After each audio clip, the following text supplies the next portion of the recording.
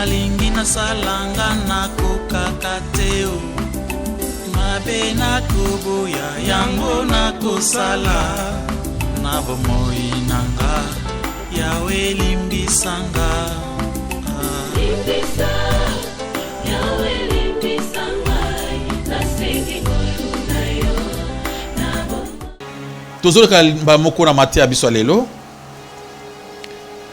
thème na biso lelo ezana mukande ya Matthieu chapitre 3 verset 7 jusqu'à verset 12 pas jusqu'à verset 11 place wana to structurer 4 thèmes. Premier thème, tu peux faire un premier culte. Ce que tu peux faire deuxième thème. Avant que tu peux faire tu sais que notre bien-aimé attend la biso pour te télémi malamo ko batangeli biso attend to vandi pe malamo. Matthieu 3 verset 7 jusqu'à 11. Matthieu chapitre 3, versets 7 à 11. Nous lisons au nom de Jésus-Christ. Amen. Mais, voyant venir à son baptême beaucoup de pharisiens et de sadducéens, il leur dit, race de vipères, qui vous a appris à fuir la colère à venir? Produisez donc du fruit digne de la repentance. Et ne prétendez pas dire à vous-même, nous avons Abraham pour père, car je vous déclare que de ces pierres-ci, Dieu peut susciter des enfants à Abraham. Déjà, la cognée est mise à la racine des arbres. Tout arbre donc qui ne produit pas de bons fruits sera coupé et jeté au feu. 11. Moi, je vous baptise d'eau pour vous amener à la repentance, mais celui qui vient après moi est plus puissant que moi, et je ne suis pas digne de porter ses souliers. Lui, il vous baptisera du Saint-Esprit et du feu. Verset 12. Il a son van à la main, il nettoyera son air, et il amassera son bleu dans les greniers, mais il brûlera la paille dans un feu qui ne s'éteint point. Maboko makaspa le commandant Koles Massia. Acclamons pour la gloire de l'Éternel, notre Dieu, notre Seigneur, notre Roi. Nous avons tous entendu ensemble Dengue Jean-Baptiste. Boyebi Jean-Baptiste n'est pas n'importe qui. C'est un grand prophète. Oyo ayaki avant que Yesu aya Jean-Baptiste. Donc, avant que Jésus-Christ accote na mokili batu balo ba masolo na ye, Zambé a tchaki que Jean aya, Jean marchait avec l'esprit d'Élie. Vous connaissez le prophète Élie oyo akufate amata na lola na makolo. Amata boake lola. Maintenant Jean-Baptiste marchait avec son esprit. Et tango ayaki abotamaki akoli na zamba lokola muntu moko aza normal te. Azaki na zamba, azolia ba mabangi, azolia ba fruit ya zamba, avanda kite lokola batunyo sobana nso bakola kaipa ba famille na bangote. Tango Jean abandaki ministère na ye chaque fois azo prêcher évangile à repentance. Bobongisa nzela mwana nzambe azoya azo préparer arriver à Jésus-Christ. Mukolo moko Jean-Baptiste azomona batu bazoya ebele pona kozwa baptême. Na batu wana amoni ba haïtiens, ba esséniens, ba pharisiens, na ba sadducéens et d'autres personnes, d'autres congrégations autokoyo ba kombote. Ba secte ebele ezoya verrier pour ezo baptême. Babitan Jean atali bango abandi kolobela bango. Race de vipères, libota ya nyoka. Nani atali sibino kokima moto ya enfer. Tant le beli bango, abisan que non, mais bo se repentir na bosolo. Ceux qui vont se repentir na bosolo te, eza inutile. Parce que kalamingité et parce que les gens c'est ma pour katanzete. Ba manani on s'enzete o ekocha ba fruité et kubwa kamana moto. Amen amen. Alors, esengeli bo se repentir sincèrement. Babi pambate, moi nzambe azoya. Tant azoya déjà, ye akopona na bilanga na ye, biloko ya malamu, abombi, ya mabe ekoti na moto ya seko na seko. Alléluia, alléluia. Na kati ya place oyo tomoni 4 thèmes. Premier thème, tu vois que dans la première critique, c'est qui? Congrégation.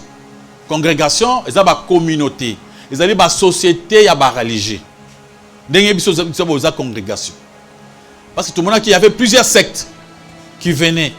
Et tout à l'heure, dans la première critique, la congrégation, qui séparait, ils ne s'entendaient pas. Les Esséniens ne s'entendaient pas avec les pharisiens. Les pharisiens ne s'entendaient pas avec les sadducéens et les scribes. Donc, ça qui séparait. Mais bango nyonso bayokana kaka pour combattre Jésus. Toutes les sectes là, bayokana bango nyonso basala union pour combattre Jésus. Et on avait prouvé que ba congrégation, ba société religieuse et koki jamais kobik sa mutu. Mutu abika raté parce qu'il y a na kati ya congrégation songolo pakal. Donc okobika te parce que vous avez na kati ya le chemin du salut.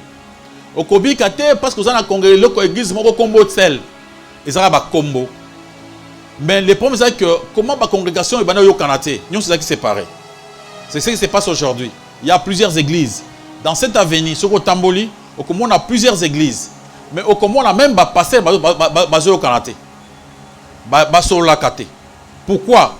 Sur le Landa, on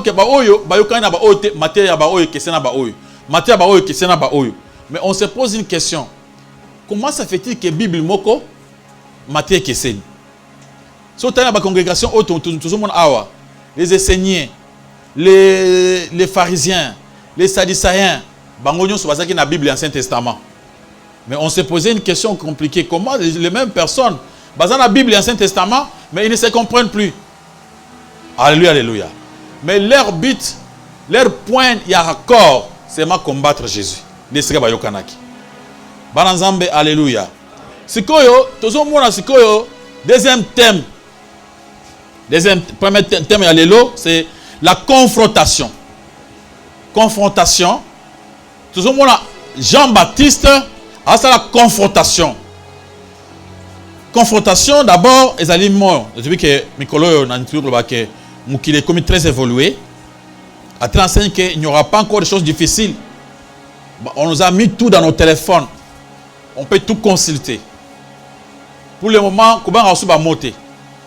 Banazamba, alléluia. La confrontation, quand on a un téléphone, la question est de boyer ou taboyer. Il faut qu'il y ait un université, ils ne sont pas professeurs. Alléluia. Confrontation, ils ont un acte d'enquête qui a pour objectif de participer à la manifestation de la vérité. Ils ont un acte d'enquête. Où ils ont un objet. Il y a qu'à participer à la manifestation de la vérité pour accueillir la vérité. Et confrontation, c'est la maka, oppose à deux personnes. Dans le tribunal, ceux qui ont fondé, alors le Seigneur peut juger la vérité à cause de la confrontation entre eux et l'adversaire qui a fondé. À poser aux questions pour accueillir la vérité zawapi. Nde eloko toujours mona awa esalami na kati ya débat oyo confrontation. Alléluia, alléluia. Toujours mona na mukandi à 1 Jean chapitre 4, apôtre Jean Lobi, n'ajoutez pas foi à tout esprit, mais il faut éprouver. Si on dit confrontation, c'est-à-dire c'est une façon d'éprouver, de chercher à savoir, à connaître la vérité. Étudier les esprits pour savoir s'ils sont de Dieu. Dans le cas de la confrontation, awa, amen, amen. Tout le monde a comment Jean-Baptiste a ligné, d'abord au temps où vous êtes dans le tribunal, avant que le magistrat a la confrontation, à Bandakango Boy, il faut attirer une identité na bino. Yo oti wapi, oza mwana nani, oza muntu mboka nini, opesi, atali pe yo pe oti wapi, mboka na yo mboka nini, pesa nga identité na yo. Le magistrat a instruction à bandara pour na koyeba identité. C'est pourquoi tout le monde attend au bazoya Jean atali bango abandi ko identifier bango. Alors mais oh ils allaient race, so bi race, sa progéniture, ils allaient descendants. Amen amen. Alors bi race des vipères. Alléluia alléluia. Attends bi oh ils allaient race des vipères. Et ya wandengeni. Race des vipères, descendants, il y a Satan, descendant, il y a serpent. C'est-à-dire, Jean avait identifié, les prophètes Jean avaient bien vu, à identifier que, oh, ils allaient race de vipères. Ayebi bazana papa na bango, ayebi famille na bango bien. Jean n'était pas n'importe qui. Alléluia, alléluia. A sali confrontation, à moins que, oh, ils allaient race de vipères. Alors, qui vous a appris à fuir la colère à venir? Race progéniture, il y a Satan, descendants, les enfants du diable. Alléluia, alléluia. Ce qui est dans Matthieu chapitre 12, verset 34. Au comment on a Jésus-Christ, azo répété le koyo. Azo le wape na basadicéen, azo le wape na ba secte mususu, abeyi bango race des vipères. Race. Donc, azo identifier bango. Il te faut être capable de identifier race nini et zali bosonayo. Alléluia, alléluia. Vous comprenez, ça c'est quelle race? Jean-Baptiste avait discerné facilement. Ah bien non, oh bazoya, ils allaient race des vipères. Bango baza pona kobongo la moté maté. Quand on parle de race des vipères, on dit bana ya Satan, bana ya nyoka. Donc bazoya pona kusala hypocrisie. Yango Jean amonaki na kati na bango race des vipères. Jésus-Christ a bien bango race des vipères après bakisi hypocrite. Alléluia, alléluia. Abi hypocrite, c'est-à-dire un hypocrite, c'est quelqu'un, c'est un acteur. Un acteur.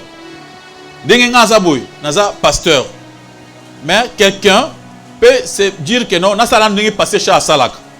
Akola taper le kolanga, a telemi pe liboso batu. Abandi ko jouer passer chez Asalak boy, Asara boy. So tabi oui le coup la pasteur Richard hein, mais non, lui n'est pas pasteur Richard. Il y a un hypocrite, c'est-à-dire il y a un acteur, il y a un film. Amen amen. Donc les Sadducéens, les pharisiens et les autres, ils jouaient l'hypocrisie. Baye par Jean, basala lokola bandim. Zogande bazaki bandimité. Amen amen. Ils jouaient l'hypocrisie. Baye comité de acteur et film. Basali makambo na nzambe ndenge omona na théâtre. Pasteur moko azote na théâtre. Aza pasteur te mais asa théâtre. Alléluia alléluia. Bon, ça c'est être un hypocrite. C'est-à-dire un acteur. Alléluia alléluia. Lorsque les pharisiens et les sadducéens bazaki ba hypocrite. Bato bazo sala lokola mais baza bangote. C'est pourquoi dans makambo na nzambe, il faut savoir discerner sur les hypocrites. Les gens qui ne veulent pas changer. Ils sont venus seulement pour la présence, mais ils n'ont pas besoin de changer. Il y a un hypocrite. Dans Matthieu 23, verset 33, Jésus-Christ a répété race des vipères. Race des vipères. Pourquoi Bazo répété race des vipères? Bazo trouver leur identité, leur origine. Babi, so babi usa race des. Osali moi il y a ancêtre tel. On dit baye beli on a musisa. Amen amen. Alléluia alléluia. Confrontation. Il te faut apprendre aussi à confronter makambo pona koyeba, à examiner les choses face en face. Quand tu es devant un cas, devant un prédicateur, même à la télé, chez vous à la maison, vous suivez à la télé, tu vois un pasteur en train de prêcher, il faut confronter. Il faut confronter ces paroles, pas avec la parole de Dieu. Vous vérifiez, vous examinez, vous étudiez, vous cherchez à comprendre en profondeur si vraiment ça vient de Dieu ou bien ça vient de l'autre côté. Alléluia, alléluia. Dans les choses de Dieu, il y a les enfants de Dieu et les enfants du diable. Il y a des fois les gens se confondent. Il y a des enfants du diable qui se confondent avec les enfants de Dieu. Race des vipères, race des vipères. Tozong à la musique, dans Genèse chapitre 3. À partir du verset 1, 2, 3, on voit les serpents anciens, qui étaient les diables. papa na bango, c'est le père spirituel, c'est l'ancêtre des faux prophètes. Tant yazo kota na jardin, azoya ami kitisi le kola nyoka pamba akeli bosso Ève, le kola black abani le solomoko, donc abani masolo nzambe. Donc la race des vipères et yaka mingi na masolo bonzambe. Mais nzoka nde eza bonzambe te. Amen, amen. C'est-à-dire, né origine na bango. Origine na bango, ezali wana. Race des vipères. Alléluia, alléluia. Vipère. Eshidan. Eshidan na mogonoko ya kébré. Eshidan. Vipère. Vipère, ezali ko désigner ba petit serpent. O ezalaka na désert. Ezalaka ba serpent moko venimé. Ezalaka na venez à ma casse, ce que zuyo au bubayo, ce que suyo. Mais ils ont mis donc ils ont confondu la kango na banzete. Et là ils ont des fois ils ont couleur yanzete kauka. Ba serpent ils ont kanaming na désert. Donc au koya pe bolokotié sans le savoir. Donc wabi les serpents, wabi serpents venimés, les vipères. Ba za ba nyoka wana za mingi na kati ya ba désert. Alléluia, alléluia. Parce que banyoka wana vipère wana o bazo awa na ndenge parce que Jean azaki muntu avanda mingi na zamba. Tant azo ba vipère, azo se référer parce que azaki na zamba banyoka wana ba vipère. Et tant azo ba ke bozo kima moto pona nini? Amuna kide na zamba tango bato bachaka moto na bazamba banyoka ikimaka ezo kima moto. Yango Jean azui exemple wana pona ko expliquer pona kolobela ba pharisien. Parce que lui, Azaki Nazamba, il voyait comment les serpents vipères, bandako kima moto, tango moto ezoya. Il y a une race de vipères qui vous a appris. Parce que ici, Jean, Azali Kotali, sa image, il y a moto, il y a enfer. Amen, amen. Mais attention, le kola dans la katia zamba, bache moto, bazo kim. Alors, ba vipère oyo, bazaki banyoka moko, ezaka agressivité. Donc ce que mon yango boye, on a kalkola nyoka moko apete ko simbaye, mais en agressivité. Ce qui ok au simbiye, ce qui a suyo, c'est fini. Apôtre Paul, na mukandi à Acte chapitre 28, na verset 3 jusqu'à verset 6. Ce que tangiango, apôtre basaki naufrage. Bato ekoyaki na mai. Banyokomi na nzela ti bayekobi manakati ya ili moko boy. Tant bakomi na kati na ili wana apôtre na baninga bazaki na bango babika ki bango nyonso. Parce que ake koluka banzete po ba pelisa moto ba yoto la moto maili zaki makasi. Yo kanisa ke mwana nzamba mona capacité tala apôtre ou azaki un grand homme de Dieu na bato bakenda ki bato ko ina mai. Bana nzamba alléluia. Bible ki ba perdre biloko nyonso batika en vie. Mais biloko na bango ebele kendaki na mai. Mais de toutes les façons bazaki sauvé. C'est pour te faire croire aussi que même si tu es un enfant de Dieu, il y a aussi des moments difficiles dans la vie. Amen, amen. Oyo koko perdre paix, na moment peut ko gagner. Apôtre tant ce que ake kuluka bakoni po ba yako yo to la moto. Na kati ya kuluka bakoni wana, amemi pe tout moi serpent wana, amemi pe serpent venimé na kati ya bakoni na ye. Aye na ngoti na place à moto. Tant achango na moto, ayo to la boy. Serpent na yo ki chaleur a sauté a suer dans le boko. Bala moko bato azaki si passe le oh montoyo aza muntu mabe. Abiki na mai. Siko nyoka suye. Oh nyoka oyo ebikisa muntu te, c'est-à-dire muntu azoku fakala mingi te. Bamoko apôtre a secoué nyoka wana. Serpent na akwe na moto. Aziki abeti nzita akufi. Babandi kotala po babiki nyoka wana soki asuyo. Ozana minute ya kotanga. Bamona boye, il a résisté à Koufina été. C'est parce qu'il est écrit Boko Simba Nyoka. Amen, amen. Ata suyo, moyen okufa, ezate. Nyoka wana, on prend l'image. Yaba mate à Satan. Amen, amen. Mate à mabe. Muntu asa yebi nzambe. Muntu asa marcher dans la parole. Ata oyele mate yaba nyoka. Et que ça les côté. Amen, amen. Parce qu'il sait vérifier les choses. Il sait contrôler. Comme quelqu'un intelligent. Asa muntu ya ignorance te. Banyoka basoka bato ba yebite esuye okufi mais muntu asa yebi parole, vraie parole. Et ça difficile tant que serpent ko soit epokwe. Amen, amen. Tu comprends que ba serpent wana oko komema ngoyo moko volontairement. Donc l'apôtre Paul a que komema serpent yemoko. Ya kanisi ke na mimba kogne. C'est-à-dire serpent bazo ba awa aza très risé, aza très dangereux. C'est-à-dire akoko kota na vie na yo sans que oyeba. Oko se trouver autant dans la poche sans le savoir. Bananzamba, alléluia. Amen, amen. C'est quoi tout le monde que les serpents oyo, ils sont très dangereux. Ils ont une apparence très simple, facile. Tu peux les confondre avec des bois morts. Comment le côté pas battre? Ah oui, le côté. Comment ils étonnent le côté? Ils ont le côté pas au tiki vie. C'est-à-dire, tout le monde a un cœur. Ils ont des moukete. Tant que Jésus-Christ a zoté les bisous. Nous sommes dans 2 Timothée chapitre 3 verset 5. Timothée chapitre 3 verset 5 à 7. 5 à 7. Nous lisons au nom de Jésus-Christ. Amen. Ayant l'apparence de la piété, mais reniant ce qui en fait la force, éloigne-toi de ces hommes-là.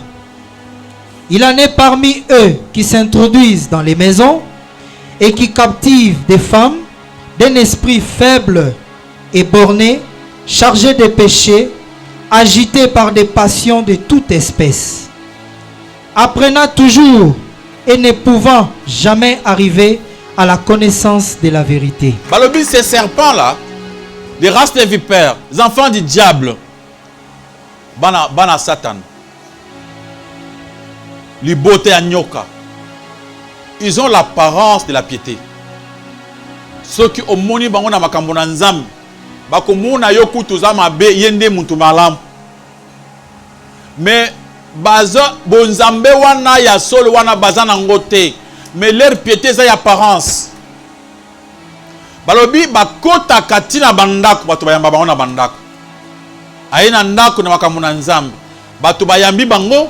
Et ceux qui vont coacher dans le ndako, ils vont charger dans ma somme. Ils vont charger dans ma cambo. Ils vont le problème. Alléluia, alléluia. Il y avait une fois, j'ai traversé un moment très difficile dans la vie. Na kacha kuvanda kuluka luka.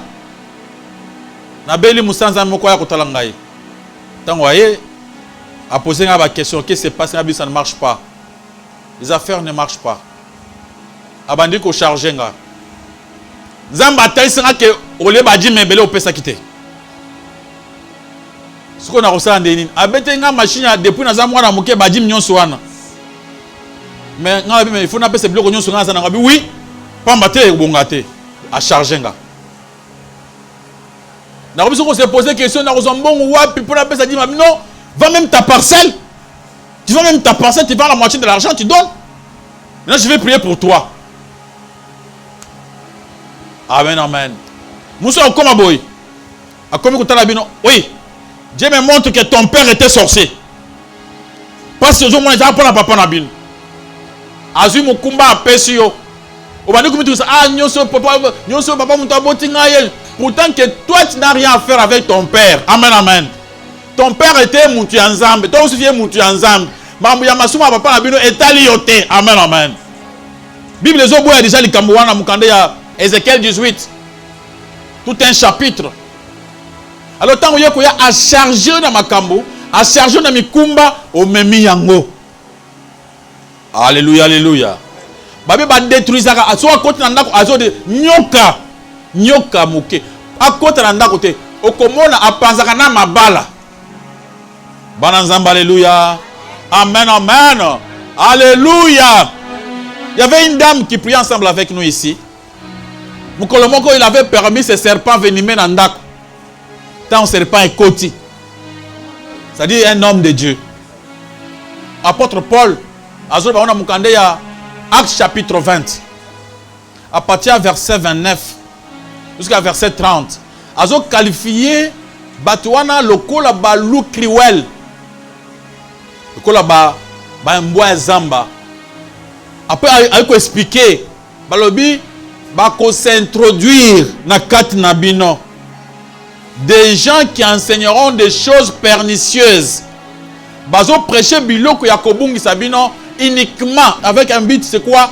Leur but c'est de faire de vous leurs propres disciples. Alléluia, alléluia. Aucune église pendant qu'on s'en met là. Au lieu où la disciple à Jésus, au comme disciple, il y a pasteur. Alléluia, Banazambe. Au lieu d'être les disciples de Jésus-Christ, yo aussi à Jésus, au comme balamonko disciple, il y a papa, il y a apôtre. Disciple, il y a prophète.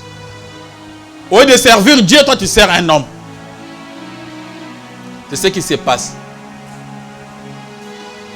Amen, Banazambe. Ma bok pour le qu'on a collé sur ma sia.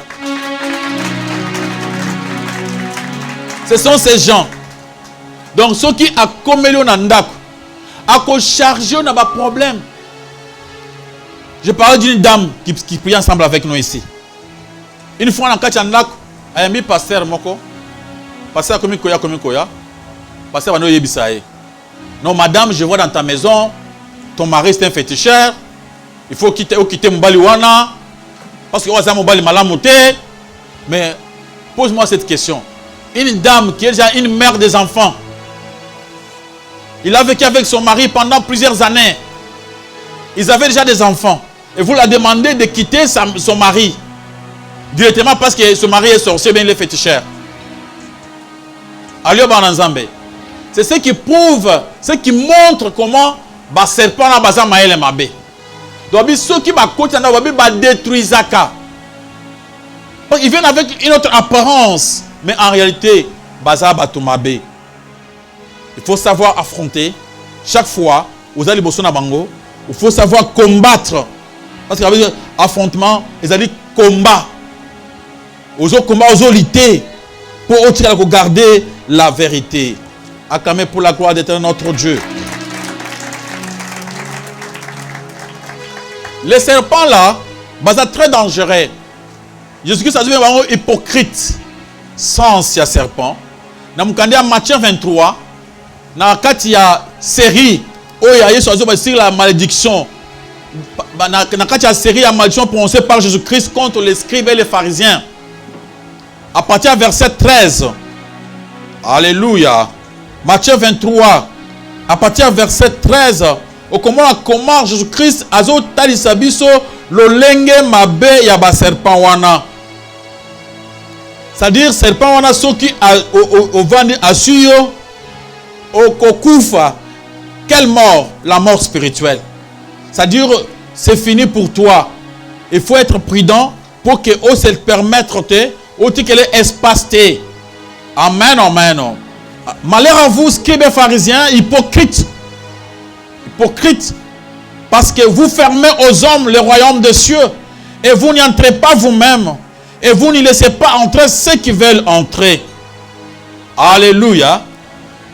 Le scribe et le pharisien, oh, bazar de l'eau belé, bah faux prophète, bateau bazo marché pendant que prêcher, bateau ya liboum, bateau oyo, bakangaka porte ya lola. Donc ce que croisé bango, matin na bango, ce kotio, ce que vous venez na bango. Et ceux qui osent les vire na bango, au côté qu'a le vrai Dieu. Et ils vont te fermer la porte du ciel. Alléluia, alléluia. Ils vont te fermer cette porte-là. Babi, bakangi porte, bazi porte alo là, bakangi. Otikali libanda. Yes, kuti yamokazo le ba awa. Vous fermez aux hommes le royaume des cieux. Et vous n'y entrez pas vous-même. Et vous ne laissez pas entrer ceux qui en veulent entrer. Bango bazana poussé à l'olate. Bazana poussé à ma mwanzambete. Bango bazana moussala na bango affaire. Moyen moko azambongo. Alors c'est pourquoi tant yo ya mwanzambe bazana poussé à kosambela. Oyembango croiser na banyoka. Mbala moko bakotindi kana façon que mwanzambe bango pe omuna penza bango te. Bango moko bambimise pa na yo. Baye ba sauveur na yo. Bakomi ko ekene na ngomba ko sala musala pona ko bikisa yo. Bakomi ko senga bambongo pona délivrance na yo. Ce que délivrance c'est à Jésus wana yo ko zongo lisusu te parce que bazongo par la foi. Bana nzamba alléluia. Nous sommes sauvés par la foi si nous croyons en Jésus-Christ. Si nous croyons en quoi? À l'œuvre de Jésus-Christ. Où le but tout était accompli. Alors maintenant, si tu te croises avec le serpent, il faut je vais prier pour toi. Je vais faire ça pour te sauver, pour te délivrer. Pourtant que Muntu a délivré à Muntu Amukilité. Amen, amen. On a un service à la délivrance, milaï, ou beaucoup de services à la service mususu, baye bakuli mafuta, basukuli ma service mususu, bafuti mbongo amande, service mususu, bafuti offrande ya boy, service mususu, vous allez toujours payer. Chaque jour payer l'argent, payer l'argent. C'est comme ça. Donc mon yo ça un problème nini. Au Canayo, il faut payer 50 000 francs. Les akaya muke. Te papa oyayo, il faut 100 000. Oyayo, ils ont $200. Ceux qui ont un montambon, il y a eu mati. Amen, amen. Ce sont des serpents venimés. Verset 14 de l'Obi. Malheur à vous, scribes pharisiens hypocrites, parce que vous dévorez la maison de veuves et que vous faites pour l'apparence des longues prières. À cause de cela, vous serez jugés sévèrement. Ba hypocrite, ba serpent oyo. Ceux qui maman a coupé si mobile. Maman a coupé si mobile, bango bakoya. Tango bakoya, na bosantu ya munene. Pour na baboto la biloko. Ale bako dévorer biloko nyonso. Pesa oyo, ezana milieu mabe. Pesa oyo, ezana mulimo mobali. Ba récupérer. Après babadi le sambo lokuta. Nzambe pambola ye, nzambe pambola yombongo yozu kena nyonso. Ya kufesi mobali. Atika na boko pambo yozu bilongo sozo kenango. Après yozu sambe la susu. Nzamba lobi, yeso lobi. Bako za la puni sévèrement pour na makambo oyo. Amen, amen. Confrontation. Faut confronter. Il faut comprendre.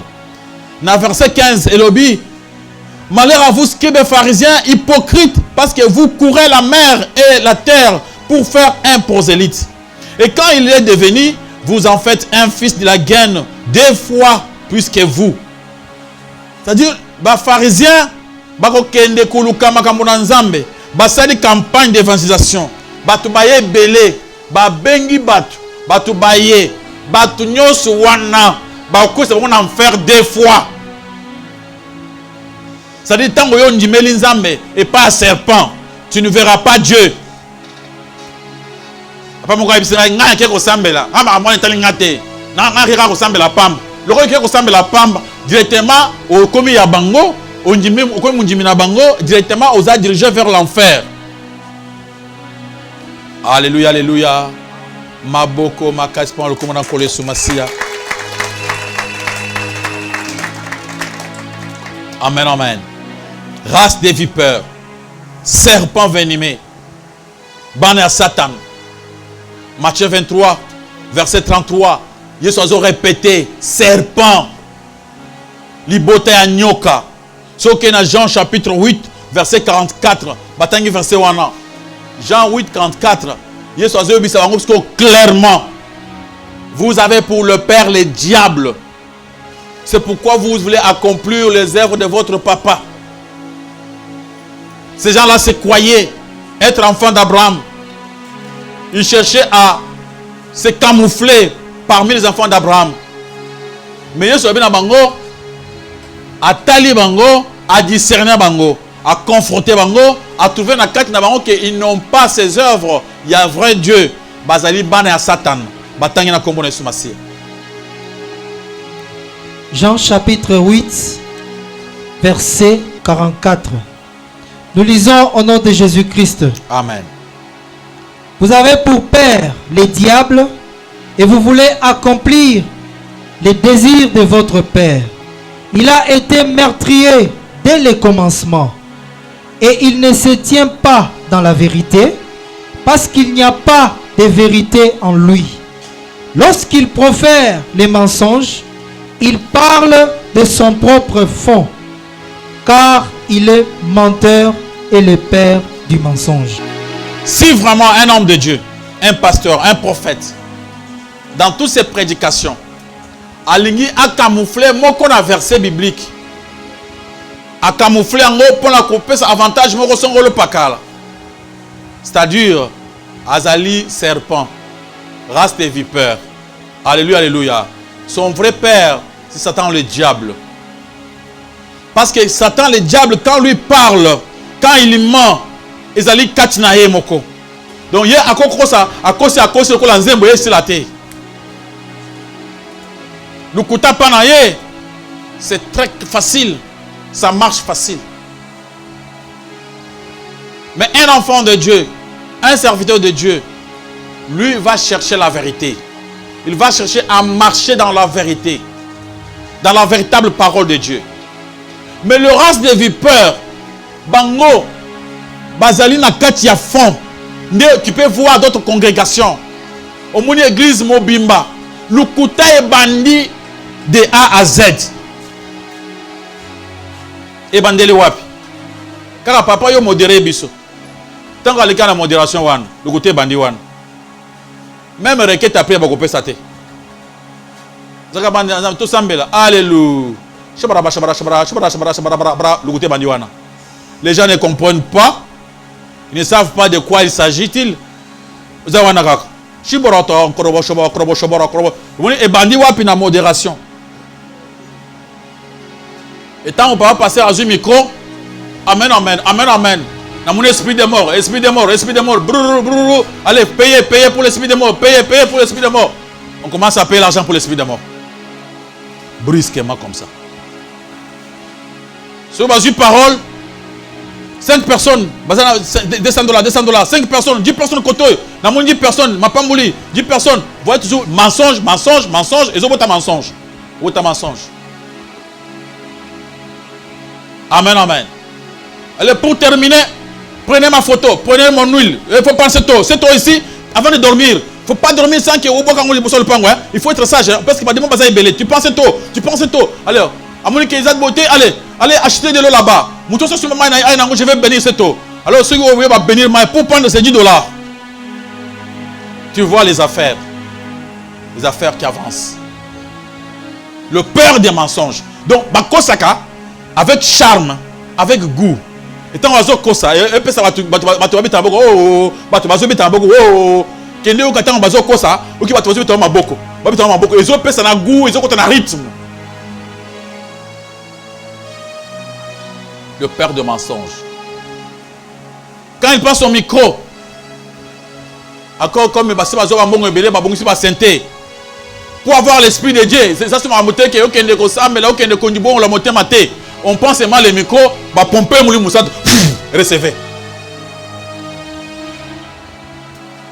Amen, amen. Les œuvres, il y a Satan, babi bana Satan, babi gens à découvrir bango, babi baye ba hypocrite. Ils sont venus pour me combattre. Après quelques jours, bazo tourna Jésus-Christ, ils sont tenus bango. Est-ce que Jean a routier pas ensemble ou bien a routier pas babi baye habité? Mais pourtant, il y a des gens qui ont baptême. Et ça qui baptême à hypocrisie. Ne soyez pas hypocrite. Il faut quitter le monde où on a hypocrisie. Il faut être un chrétien sincère. Un chrétien. On ne dit pas que tu ne veux pas avoir des défauts. Le problème c'est quoi? Il y a des choses que tu caches, que tu n'as jamais dit. Ces choses-là feront de toi un hypocrite. Tu joues au jeu des chrétiens. Tu es un acteur parmi les chrétiens. On te voit un chrétien, un serviteur, un chanteur, tout ça. Mais tu joues à l'hypocrisie. Tu es un acteur de film. Amen, amen. Si tu as dit à sa fille à Jésus-Christ, mais ce n'était pas lui, ce n'était pas Jésus. Lui-même, on ne le frappait même pas. Amen, amen. Maboko, makaspa, on le commande encore sur ma scie. Qui est votre papa? Quelle est votre identité? En Christ, on est enfant de Dieu. Jésus est mort, il a fait son travail. Son œuvre était uniquement pour nous identifier. Il donne le pouvoir à ceux qui croient en son nom de devenir enfant de Dieu. Est-ce que tu es un enfant de Dieu? Les enfants de Dieu, c'est ceux qui marchent dans la lumière. Les gens qui marchent avec Dieu. Qui marchent dans la lumière du monde. Parce que Jésus-Christ est lumière. Lumière veut dire quoi? Il ne doit pas y avoir des choses cachées dans ton cœur. Prépare-toi. Alléluia, alléluia. Il faut oser yo. Yo. Amen, amen.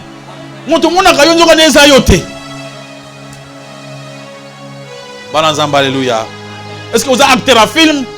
Vous avez un film dans l'église ou bien vous allez moi en Nzambe? Il y a d'autres personnes, ah, je vais marcher comme Bananzamba, ils ont l'apparence de la piété. Mais ils renient ceux qui en fait la force. Ils marchent comme les enfants de Dieu. Bananzambe, mais ils ne sont pas les enfants de Dieu. Et eux-mêmes se savent. Alléluia, alléluia. Est-ce que vous connaissez? Les juges, avant d'affronter, ils cherchent à savoir l'identité de tout le monde. Il y a des familles. Les enfants de Dieu, race de Dieu, ou bien les enfants de Satan, race des vipères. Alléluia, alléluia. Les races des vipères sont des hypocrites. Il y en avait plusieurs congrégations au temps de Jésus. Et toutes ces congrégations-là ne marchaient pas de pair avec Jésus-Christ. Au Congo, la Bible dit que Zamba tient la carte dans mon livre en Kanate. Oh, il y aura ces vipères. Bien que Bayo Kanate, mais bon, ça va battre la race des vipères. Maboko, Makaspan, le Koumran Kole Soumasi. Alléluia, alléluia. Les professions de foi superficielles, non sincères, ils ont tendance à endurcir le cœur. Congrégations, plusieurs communautés, ma profession de foi, où ils sont non sincères. Ils ont comme une distraction. La question que non, un peu bika, ils sont simples. Tu parles de baptême d'enfance, baptême de jeunesse, baptême de boy, baptême de ça. C'est fini, tu es gagné. Facile tâche. Pour être sauvé, on te donne seulement de l'huile. Chez toi, là, si Satan vient, tu mets seulement de l'huile. C'est fini. Mon amour, toi, mon abouti na mafuta. Mukolomo ko na kena zando. Mbule bando noka. Na kena koti na moi place moko pa na bombana. Oto mama moko ba vandi ba solo. Abetra muninga li solo. Muninga tika na yebisa yo. Na bela ki zoto wana butu na bela ki mutu makasi zoto senga passe fièvre ko saranté. Oh, bongo zo mafuta papa te. Abi yo kanzanga na bosana ki. Na la niba ko mafuta papa izalaki. Na mi proti mafuta. Na mi proti mafuta. Mokeboy, fièvre kei. Ata kei. Ça c'est quelle doctrine? Ah, il y a des gens qui mafuta nan. La foi est dans la katia mafuta. La foi est dans la katia mai. Kuni bana katia mungwa. Regarde-toi bien. Tu es un enfant de Dieu ou bien du diable? Maboko makasi pa le kuna koyesu masi. Le dans le bête quand il confrontation. Confrontation to lobby, ils allaient acte d'enquête qui a pour objectif de participer à la manifestation de la vérité. Ça consiste à mettre en présence des auteurs de présumés. Oyo awa, basta la confrontation pour que le juge ayeba vérité ni dans la carte naba. Tout le but, ça se fait comment? Juge a instruction avant de commencer de faire sa confrontation. Il va commencer par chercher d'abord les identités. Savoir identifier. C'est quoi? On a vu Jean-Baptiste. Comme on a identité à Batobazoya. Qu'on voit bien que Bazaki race nini, Bazaki famille nini. Toi aussi, comme étant un enfant de Dieu, qui a la sagesse d'en haut, qui a le Saint-Esprit, tu dois aussi savoir à vérifier, à rester sur tes gardes, chercher à connaître quand tu es devant un homme de Dieu, devant une prédication qui se passe dans la télévision ou partout, où il va discerner si vraiment Mutoyo, Azoloba, Azanzambe ou bien Azanzambete. Des hypocrites, des races de vipères, Bazaka semblant, Bazaka en apparence, Bazaka pour soi-même, mais il faut faire attention. Si vous habitez, vous se trouvez dans un piège, et si vous avez un piège, c'est pour perdre ta vie éternelle. Bango baleki saka muntu akota lola te po bango balingi ba lola te. Ils sont là pour empêcher tout le monde à mon embêter. Alors notre souci aujourd'hui était que au mital, overfié, aux sagesse, il y a chaque fois, aux devant, aux avec des amis, mais il y a un débat, on église na bango, aux une confrontation, pendant qu'on a koyeba, est-ce que réellement, est-ce que bazo manga est solo ou bien un mensonge? Maboko makasi pa comme na kole smasi. Vous avez la parole. Alléluia. Amen. Ngai tangu mama nga lisabelaki na mitungisa maki makasi. Abandai ko luka esika nini? Ba pona ko luka lobi kwa mama na ngai. Ba ebisaki ngai na pasteur moko. Na benga ki na telefone. Ngabi pardon, papa yaka osambela pona mama na ngai nazana posa abika. Yaka kosungela ngai mama na ngai na ba prière na yo po abika.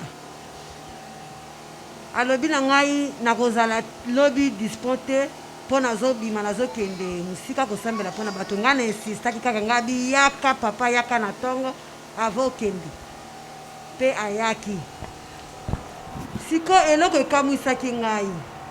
Eloko soki ekoti na esprit. Okobimisa ngo na esprit.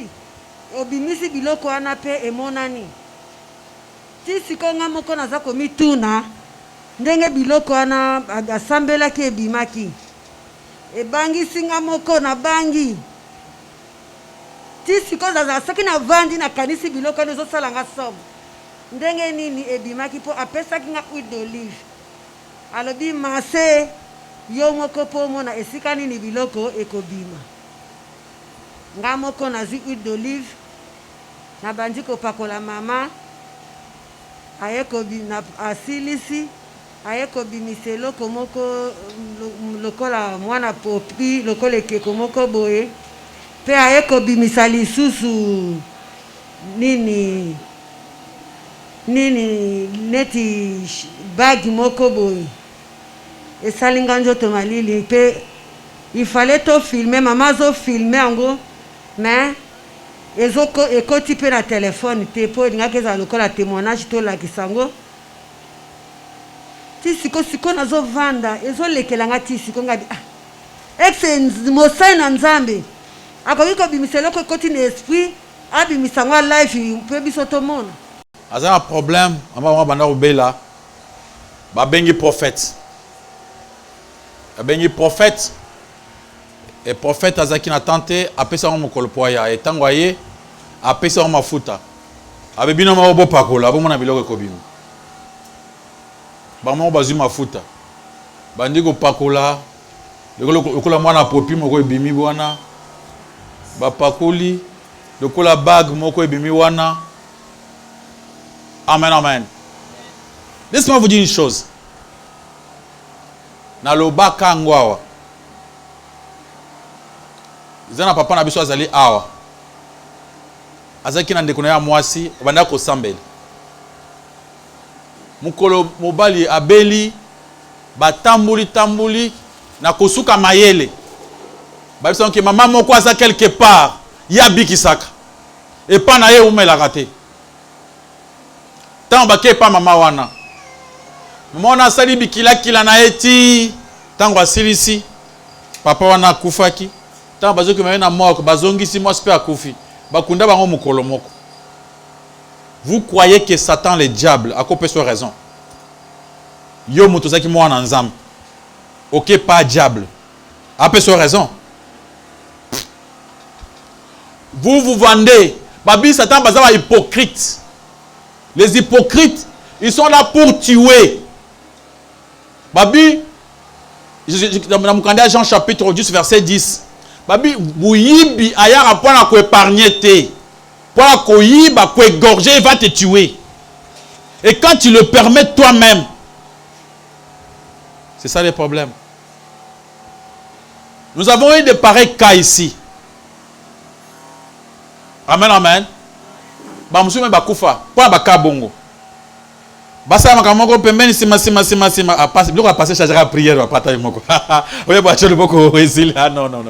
Kuna ba parler mafuta. Bazui mungwa, balesi yo. Alors l'homme de Dieu a toki. Passer Richard Aboyabio, j'ai pris non. Bakenda ko sala. Tant on va y penser que tout ça ça vous avez déjà fait. On était avec notre bien-aimé Dieu levé à Zébazi. On était avec vous. On était avec le papa Mike ces jours-là. Qu'est-ce que vous avez fait? Ça, vous avez fait comme ça. Ah, comme ça, là, c'est votre problème. La vie ou la mort? Comment toi, tu crois qu'une personne peut te sauver? Moi, je vous ai appris ceci. Même ce que Benga téléphone et le quitter, c'est normal. Banazamba, alléluia. Moi, quand vous venez ici, c'est pour que je vous montre le vrai Jésus, le vrai Dieu. En cas de problème, cherche ton Dieu. Ne me cherche pas moi. Moi, je ne ferai rien. Amen, amen. Ce qui est ma salité, dans ça de l'autre côté. Na bete bi solo moko et comme elanga ke moi na moko azobela. Moi na zobela makasi. Na va na moi na azobela makasi donc esimbate. Tu vas na madame. Téléphone est sonné. Une dame qui m'appelait. Oh pasteur, ya kano ki a moyen tenga azobela. Na bina madame. So ba yebaka. Biso tozo la moi la banda to sambeli. Moi nazo bikate. Siko bazo benga kuna. Bon nazaki ja fatike makola nga elembi. Siko bazo benga ikasi ngata ngiro sa nini. Madame alobi yo kende kaka. Ngalobi ah to sambeli na yo pona mwana to banda to sambeli mwana nazo bikate. So na ke kuna abi kende kusala musana na yo. Abi na kira na cha loboko. Na longwena ndak ça la fois. Na kenda ti na komi pa mama wana. Bonjour maman. Benga passé mo dans qui très dépassé. Maman elekeli ngai. O nazo mona mwana ngai nga kufa nazo ko solution te. Ce que ba benga pona le bon de mutu mosusu. Na komi pa mama très dépassé. Maman oza malam pour le ko wense na ya na yekaka. Papa ngai mo tata maman elonge vimbiye. A vimbi mabe. Ah. Maman nini boy? La compagnie et des compagnies. Ah. Ba ne bazolenga boy. Ah. Papa c'est bon de la moyenne te. Alabi ah yo omone que soto bondile ko simba. Abi na ah oui mais oui le simba. Vous avez ça ensemble. Abi d'accord. Tout bondile kasi. Nzambe maman ya lobi que so na bondile e ko simba. Je crois que le ko yemo ko azonjima. Yo moko yimo ko ngazo traverser. Mais le ko yemo ko yebi que anjimi que so na bondile ko simba. Je crois que e ko simba au nom de Jésus. Amen. Moi lobi ah papa semble la boîte le semble le mukeboy mama kasi olobi ke so abondele ko simbas. Oui d'accord papa il nakobika d'accord comme ça ngana zongi ah papa na ngone le ozandengo za raté mama oyo ngina za ndengi nini nazaka ndengi na zalaka na zongi na komie pa na nga na vandi te téléphone eleli maman zo benga azo crier avec joie. Non, nana munate. Non, vous avez n'importe qui te. Yonganan. Oh. Ngai na munate le kola maman na salengagé. Tana zo na talié boy. Nga zo kamwa yepe azo kamwa to zo kamwa la. Donc ye azo mona nga danger, nga pe azo kamwa danger uti wapi. Na zo ye baté nga biso na zaki danger na ndako na nga kona pe simbité. Le quoi la paix, nzambe paix, soka paix, yanga mona paix ça ni akufikaka. Na comprendre que non, ndanga lobaka. Tozabat. Soki na tio loboko biki, nzambe mutolinga biki sayo. Amen amen. Mais soki nzamba ko biki soto ata na sambe na la na tribute na mabele. Alors, je vous ai montré Jésus-Christ, le Sauveur. Ne cherchez pas d'autre personne. Amen, amen. Jésus-Christ, c'est lui le sauveur. Il sauve dans les calmes. Bah, magicien. Est-ce que, biso, tant que tu vas dans la classe, on nous a amené des magiciens. Aye boye. To fouti mbongo. Pour la magie. Et à ce moment-là, qui s'en sont ma casté. Au commun, aye azu poussière, ma belle, à celle comme soukali. Bana bamuni soukali. Azu, ndanya pumbu, ndeke pumbwe. Azu, machette à chebo, et kobimeli koto, à koufite. Vous comprenez à côté de bisi boy maquillage tangate. Tu veux que comment mon tour mi tchembe boy bimi boy. Vous se posez la question. Donc ce qu'il y a une église là, bon mieux so bon là. Voilà ba magie. Musu akufa kia. Azala ki so kana lupango na bino. So ki ba demo ezali akoti mo libulu na lupango na bino. Boye biye akufaki. Akosa libulu munene na lupango na bino. Après akesima, ayembango akoti lokola nyoka na libulu shushu. Tango abimi na keko omundi. Eko yango. Akekuna abimbango wu, abimi na mbwa ba kondaki. Soki akuta na yo agia biso biloko na nzoto. Pas mulangi bimi, pas c'était bimi. Il y avait une dame qui priait ensemble avec nous. Azaki ja mukolo. Na ba 70 quelques années vers 80 ans. Azu problème ya mukongo. Normalement, tu es libéré là. Amen, amen. Yo quand tu es libéré pour tu es libéré. Toujours en grâce. Maman azu pour maman mukongo. Abenga na sambela. Je prie pour la maman. Ma yebisanga papa. Mutu moko apesika mutu wala TV papa wana za fin. Batu ba témoigner. Batu mi Congo nyonso kana ba témoigner. Moi aussi je vais partir là-bas. Ningi na empêcher habite jamais papa. Yo bando sambi papa. Ah d'accord maman. Lokola omoni muntu wana okende. Abisi ba na bazaki na mbongo bazumbongo bele ba pesi ek. Ake pa muntu wana. Azina mbongo aboko soki $700. Tu poana ba maman zela moke awa musala zo sila. So bete pra tala ba sete belé. Ba chana le boki. Papa maman izana. Ba le mbongo so bo sete ngana opesa $100. Pro $100. Mbongo wana sa ni esi. Sama opi mbongo. Mbongo za ah so mbongo uvanda osa mbongo. Zonga papa na ba opesa mbongo na kubisa ba sete. Tango aye abengi ngai na ekotala ye. Ah papa shana kindai kuna. Nazalaki na ba sete na nzoto oyo. Lakisa nga yango azali ba apesi nga liboki ya basete Nathalie ngabi nyonso na zoto mwana nyonso oyo ebi na zoto bandoki ba chaki nga sete partout. D'accord maman, c'est quoi tambuli bien? Non, tambuli bien te muso etikali.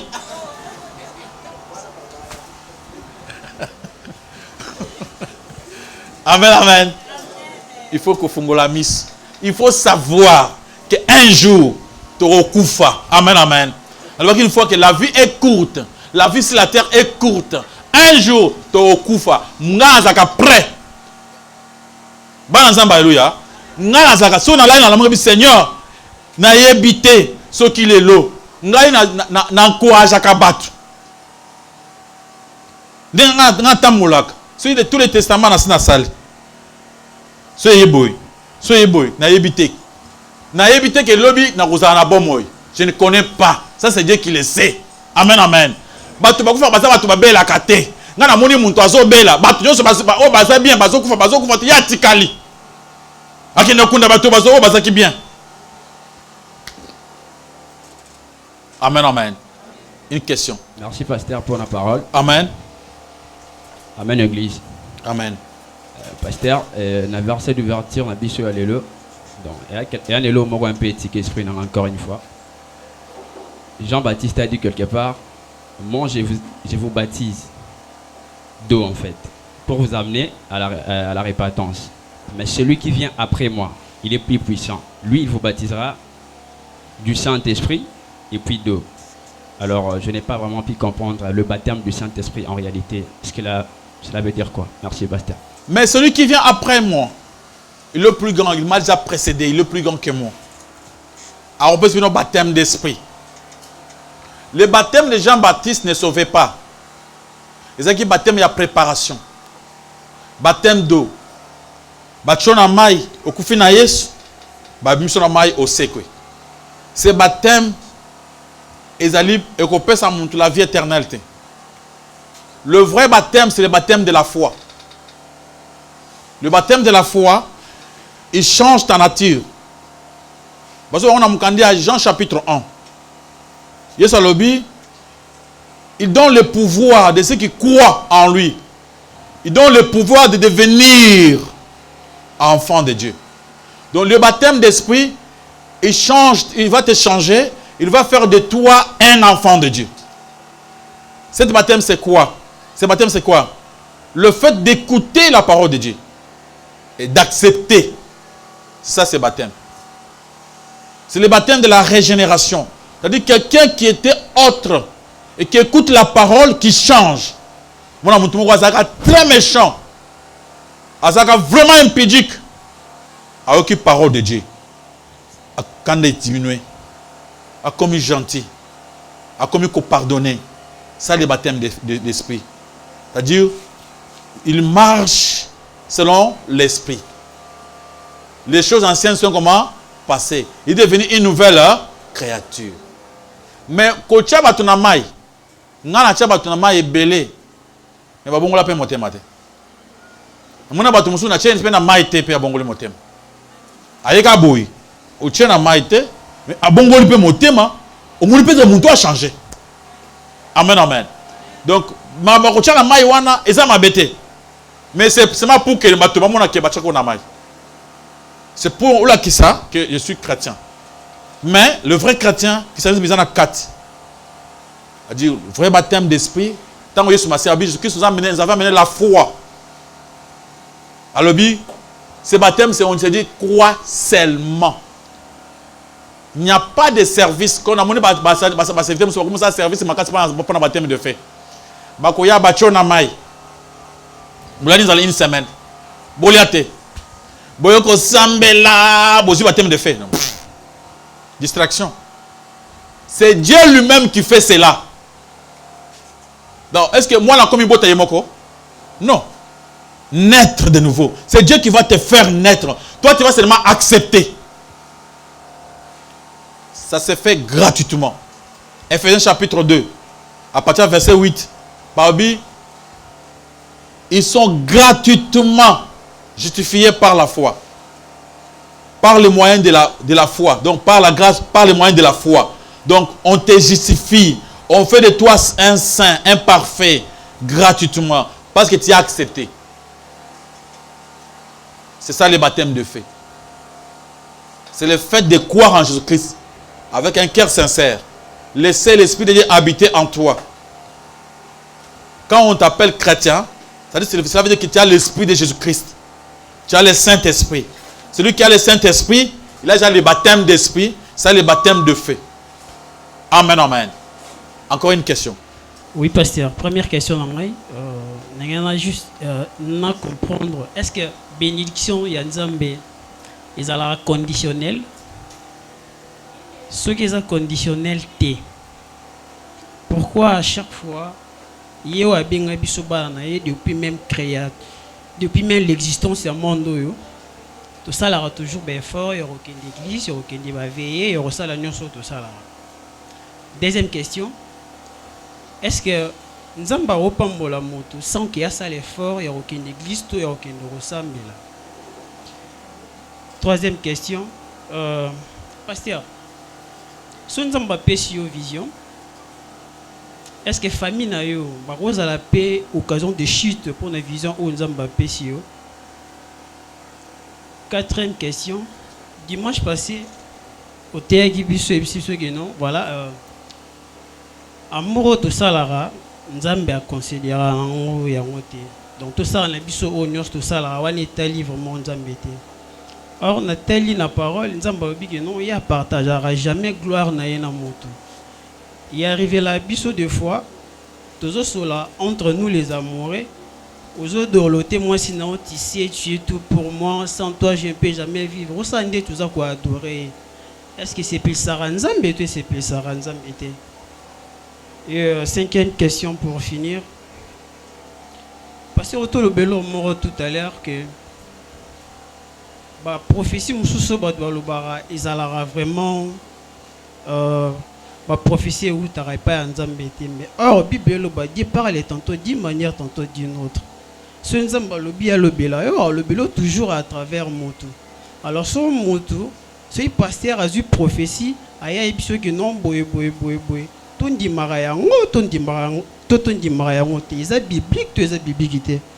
Merci, pasteur. Est-ce que la bénédiction de Dieu est-il conditionnelle? Oui. Parce que Dieu donne des conditions. Dieu donne toujours des conditions. Azoba bien. Il y a Deutéronome chapitre 30. À partir du verset 15. Alobi, Nache liboso na yon zelami bale. Nache bo kopambolama na passe. Malédiction na bénédiction. Nache liwa na bomoy. C'est à toi de faire les choix. Il donne des conditions. Tu dois faire les bons choix. Abi soko poninga, je vais te bénir. Apôtre Paul Alobi, toutes choses concourent seulement au bien de ceux qui aiment Dieu. Pas tout le monde. Quelqu'un qui aime Dieu, il ne peut pas avoir des problèmes difficiles et changer un bonheur parce qu'il lui aime Dieu. Il y a une condition, parce qu'il aime Dieu. Il y a des fois où on a quelque part boyé. Zamba moni que oyaza important parce que alingakaye asa makambonaye danger ye boya taza na mutu kwa ya bimi mobimba ba musu ba kufi. Zamba chine boko pomi saka ye moko.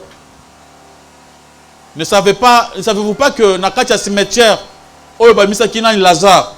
Lazare c'était après combien de jours? 4 jours. Mais tala Jésus-Christ oya salaka. Muko azoko na cimetière. Azoya na batunaye oyo ba balingakaye. Batunaye bana ko s'occuper na ye. C'était Marie et Marthe. Et Azo qui est son ami, qui Lazare, bah comme dans le cimetière, bah kouti bah koufa qui n'apprend le troisième jour, le jour il y a mukolowana, à ceux qui sont bangoté. Au bah koufi mukolandi, à ceux qui sont bangoté. Troisième jour, Azo les kababimbe on a vous sautez, allez, bazo les kaleka, bah comme il na place à Lazare, bah telemi.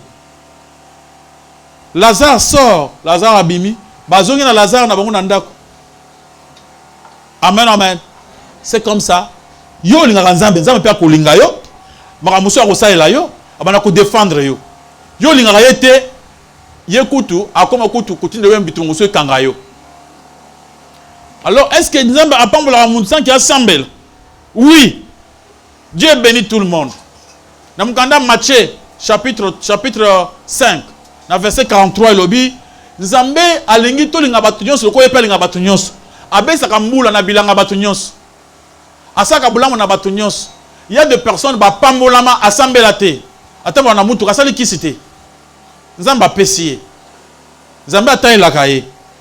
Il y a l'homme riche pour babi na Bible azaki l'homme riche. Azu bozuti nzambe atala eti muko mususu biloko na pesi mbongo ebele makasi. Oya lo bataki apesa na église. Amolo ba oh na saso misalate na vanda siko na la pongi nzambe kuta sika ko bumaye mais nzambe muto pambola kies ye muto pambola ki. Il y a des gens qui sont bénis, il y a des gens impaïens mais très bénis. Amen, amen. Donc ça arrive aussi que nzambe a pamboli mutu wana aibina nzambe te parce que nzambe a souverain pour na ko pambola ako ba te pour pambola mutu faut zaka mutu na ensemble bien ensemble la te mais Nzambe a une condition à na batu oyo bazo epane pour abattre la mapamboli na bango.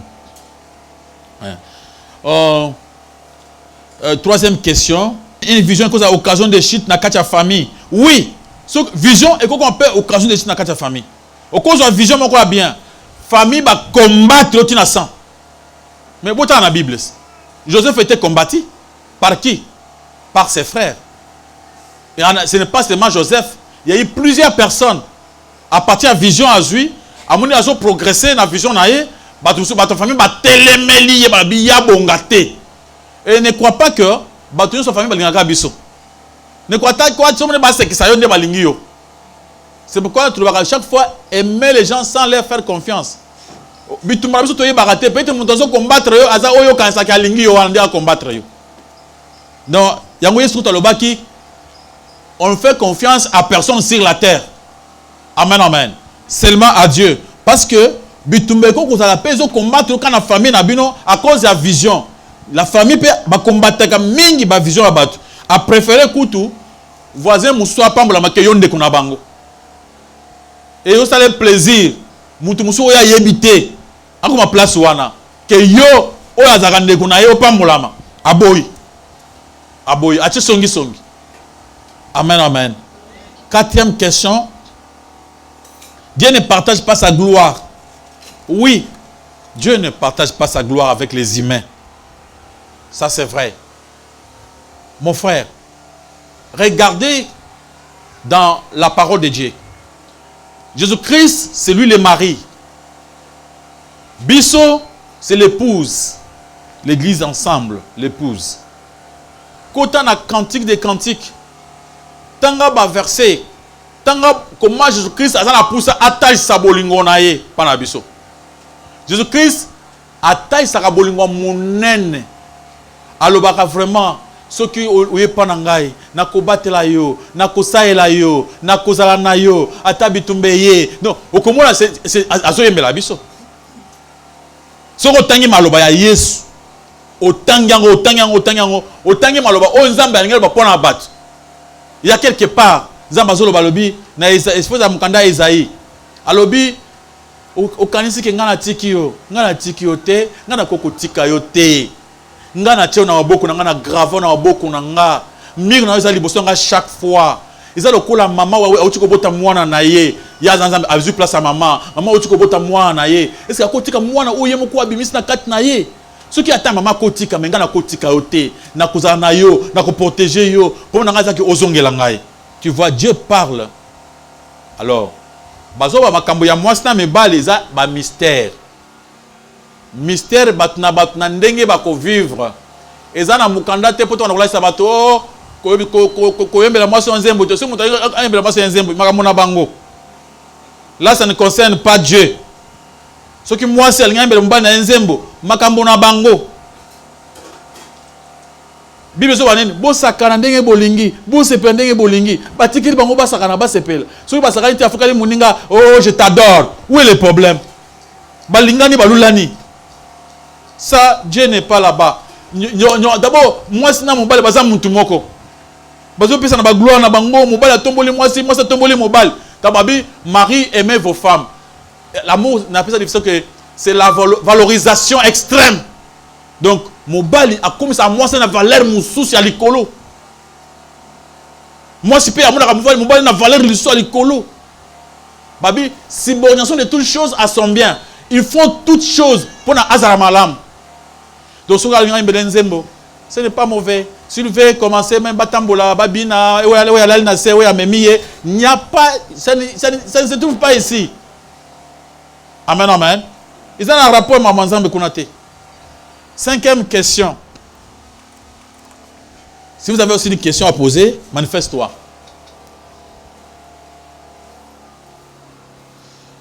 Prophétie. Au lobby, est-ce que parce qu'à lobby, ma prophétie, mon souci, c'est à ma baie. Oh, Dieu parle tantôt d'une manière, tantôt d'une autre. C'est vrai. Mais le même Dieu là nous a parlé en nous disant que tous à la prudence, parce qu'il y aura des gens de faux qui vont commencer à nous dire des choses. Si Dieu m'a parlé moi-même, c'est bien. Mais si Dieu a parlé à travers le pasteur Richard, il faut pas approuver là. Ce n'est pas mauvais. Moi, souvent, quand Dieu me parle, il me dit quelque chose pour une personne. Seigneur, je veux qu'avant de lui parler, que tu puisses d'abord commencer par lui dire cela. Moi, tant que tu as dit, il y a déjà à supervision. À sa supervision, il y a un kokisi. Ou bien si on a ébissé les loups, azongi, zampe abakisi sous. Au moins, le pasteur a fait raison. Donc, je n'aime pas que Ngabona Tikala, Bible dit que dans 1 Corinthiens 14, à partir du verset 27-28, la Bible prophétie, Muntumoko a péci, Bamusuba juger yango. N'acceptez pas une prophétie sans jugement. Il faut la juger. Pour la koye, ceux qui m'ont dit solo ou bien ils ont le quota. Ça, c'est Dieu qui a demandé qu'on juge la prophétie. Oui? Merci, papa, pour la parole. Amen. Quelque part, on a au lobby, qui m'a bien été au lobby que ceux qui m'ont pas la gogo mais la moi si naé, et ça normal, na cadre bolingo, je ne sais pas. Et puis deuxièmement, il y a le baboui. Dieu ne partage pas sa gloire avec les hommes, bien sûr. Mais entre la musique, nous les chrétiens, nous les adorateurs de Dieu et aussi le musicien profane, nous faisons que la même musique, nous utilisons que le même instrument. Mais maintenant, lorsque nous, le chrétien, ou peut-être dans les cadres, ou peut-être à l'occasion de l'anniversaire de ma femme, si je suis aussi marié, est-ce que Koko Kinde dans le contexte, c'est mon idolâtrie? C'est ma question. Un peu de précision par rapport à ça. C'est vrai que Dieu ne partage pas sa gloire avec les humains. na sens que ndenge nazabo nazo prêcher ndenge nazo place en Nzambe iko bato fuka melangai bato batombola ngai bato bayembela ngai ukomi we na église awa Nzamba papa Richard Nzamba papa oye na Nzamba papa Richard bon déjà papa Richard azo mata biloko nyonso ya marque wana nde biloko tozo combattre. Moi et mon enfant, moi et mon mari, moi et ma femme. Je peux chanter même pour mes enfants. C'est pour ma famille. Vous comprenez, boy. Tu as bien dit. Musique, ça s'apprend à l'école. Baptême, bachak. Et ça, selon mon formation côté Aouti. Ce qui mon Aouti côté monde. Baptême, nyon, c'est un monde. Mon Aouti est pas dans Zambie. Baptême, nyon, c'est branché vers Dieu. Baptême, c'est branché vers Dieu. Pour mon Aouti côté ensemble. Alors, tant qu'on a une musique, ce n'est pas un péché. Bah, rythme ma musique, on a péché. Mais tant qu'on va exercer, je peux chanter. Seigneur, je t'ai béni. Tu as protégé ma femme que j'aime beaucoup, ma plus belle femme. Est-ce que j'ai péché jusque-là? Je l'aime, je l'adore. C'est ma femme. Ce n'est pas un péché. Parce que na yembeli mwasi nanga moko. Eza lokola na yoki histoire, na kotanga même na histoire. Utangi histoire moko, balobi likambo boye, kinganya saki boye, eza histoire. Mais to boya ka musique ya ba monde. Oyo baza ko adorer. Bazo sala donc omoni ke ye penza aza ko adorer basi. Mwasi azo yembela wana, aza ta ya yete. Aza na bango 1000. Ayembelo yo. Moni ya yeza pamba. Soit aza ko adorer basi en général.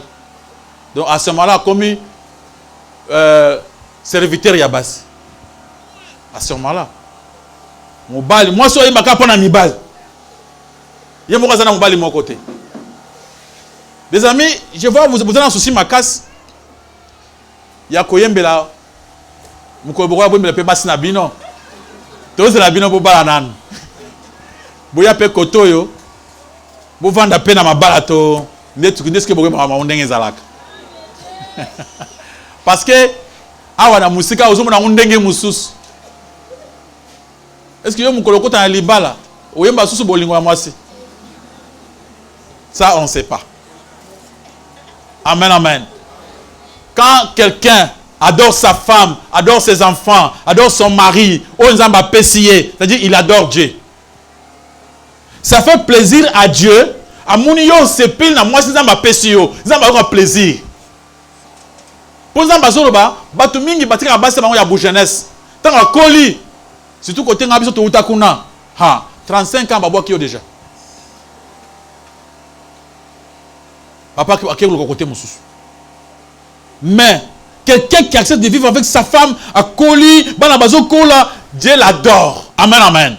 Et qui montre toujours l'amour pour cette femme-là. Ça fait plaisir à Dieu. Ce qui n'est pas une chose facile. Hein? Amen, amen. Ce n'est pas une chose facile. Oh, bazo vivre en go, baza batu oh, zambatia bango loboko. Maboko makas pa le comment coller sur ma scie. Je vais continuer.